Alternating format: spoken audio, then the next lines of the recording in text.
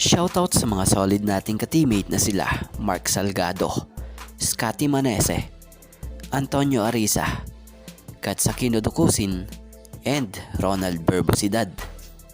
Lumapag na sa Barangay Ginebra ang bagong gagawin ni Coach Tim Cone na 3-guard combo. So sino-sino ang mga ito at gaano kahusay ang pinagsama-samang player ng mga ito?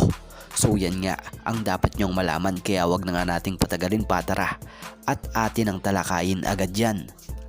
Kung natatandaan nyo, noon pa lang ay nakita na ni Coach Tim Cone na magkakaroon muli siya ng 3-guard combo sa Ginebra. Sa estado nga ngayon ng mga player ng Barangay Ginebra, may nakita na ngang magandang pagbabago, lalo na nung unang tune-up game nila kontra SMB nung nakaraan lang mga araw. Kung mapapansin nyo, sa ilang clip nga dito, kita ang magandang connection ni Stanley Pringle at Maverick Ahamnisi.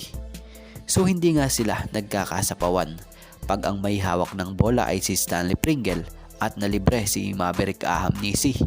Bigay agad nga ito sabay tira ni Maverick.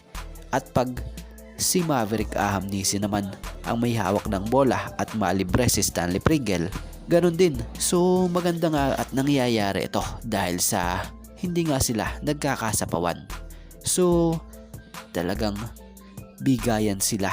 Ang maganda pa, pag pinagsasabay talaga silang dalawa ay parehong slasher nga sila. At ang kagandahan lang sa nilalaro ni Stanley Pringle sa shooting guard position, may option na nga ngayon na po pwede silang magsabay ni Maverick Ahamnisi at pwede nga rin po na salitan sila sa rotation. At yun na nga, dito na nga papasok yung Scotty Thompson na isa pa sa kasama sa magandang plano nitong si Coach Tim Cone sa Ginebra. Dahil si Scotty nga, playmaker nga ito. So, magiging malaking bagay nga ito kila Maverick Ahamnisi at Stanley Pringle. Dahil kilala naman natin na pass first etong si Scotty Thompson at mahusay ring defender.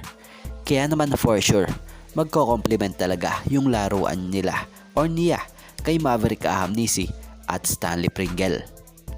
At siya nga pala, madaglag natin sa update na to. Alam nyo bang naghalimaw agad si Maverick Ahamnisi sa kanyang unang salang sa tune-up game dito sa Ginebra kontra SMB? So bago pa lang ang player na to sa Ginebra pero gumawa na agad ng ingay ito na kung saan gumawa ng 11 points, 3 rebounds and 8 assists, kung saan siya nga rin ang nagpapanalo sa Ginebra sa score na 100-99. So yan nga po sa ngayon mga ka-teammate. Ito nga lang po muna ang ating sports pasada, and thank you for watching guys, and God bless everyone.